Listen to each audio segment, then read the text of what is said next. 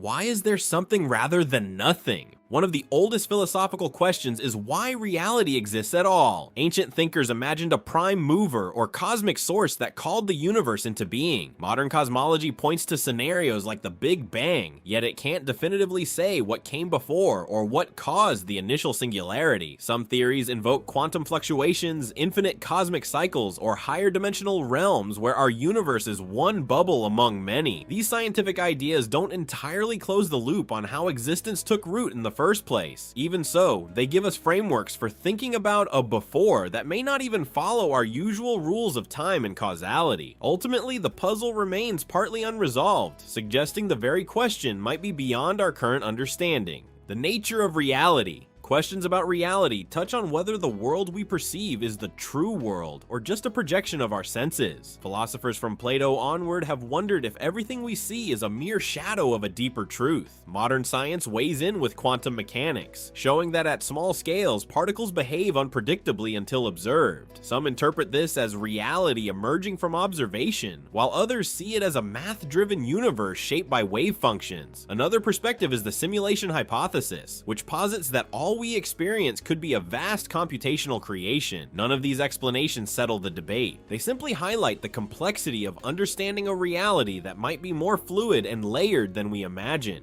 Consciousness and the self. A pivotal riddle is how we become aware. Why matter arranged in certain ways gives rise to subjective experience. Scientists study neural networks and brain function, uncovering correlations between brain states and mental states. But consciousness itself remains elusive. Some argue it's an emergent property once a system reaches sufficient complexity. Others suggest consciousness might be a fundamental feature of the universe, woven into every particle in a subtle way. Meanwhile, questions arise about the self. Is there a permanent I, or is it just a continuous narrative we build from fleeting experiences? Buddhism and other traditions teach that the self is an illusion, a cluster of perceptions without a lasting core. Whether consciousness is universal or a byproduct of evolution, it's one of the biggest mysteries in existence. Free will. Another perennial debate is whether we truly control our actions or if everything is predetermined by prior causes. If the universe follows laws of physics, maybe every decision unfolds from chemical reactions in the brain set in motion long before we become aware of them. Neuroscience experiments show that our brains can register choices microseconds before we consciously make them, yet many argue that even within deterministic rules, emergent complexities or quantum uncertainties can preserve a space for real choice. Philosophers also distinguish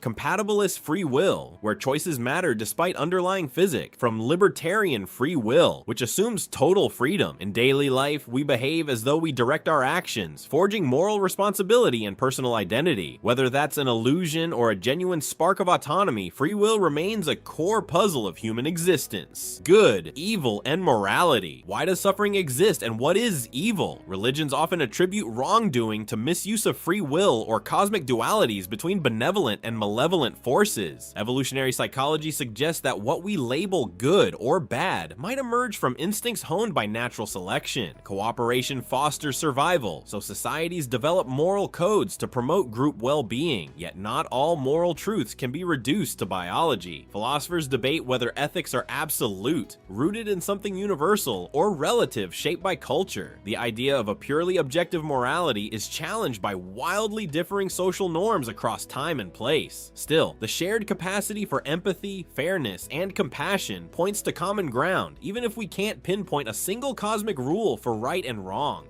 Religion, God, and the sacred. The question of a higher power or divine force is central to many beliefs. Major faiths see God or gods as the ultimate source of existence, moral order, and human purpose. Others envision a sacred oneness that transcends the personal concept of a deity. Critics highlight the diversity of religious traditions and argue that no single tradition offers irrefutable proof of the divine. Some turn to the anthropic principle. If the universe's laws allowed life, maybe that's evidence of a higher power. Others see it as chance in a vast multiverse. Spiritual experiences, mystical visions, and centuries of tradition suggest something beyond empirical data, yet skeptics maintain that natural processes suffice to explain existence. The result is an ongoing conversation between faith, skepticism, science, and personal experience. Why we suffer. Physical pain, emotional distress, and moral evils raise the question of why a world with life also harbors suffering. Religiously inclined views may see suffering as a test, a way to refine souls, or a result of free will used harmfully. Evolutionary biology suggests suffering is part of the struggle for survival, with predators, disease, and competition woven into life's fabric. Philosophical perspectives like existentialism say suffering is intrinsic to the human condition, pushing us to confront our freedom and find meaning. Some hold that acknowledging pain can lead to deeper compassion or wisdom, whether suffering is a cosmic flaw or a necessary counterpart to joy. The reality is that adversity shapes human experience, fueling creativity, empathy, and resilience.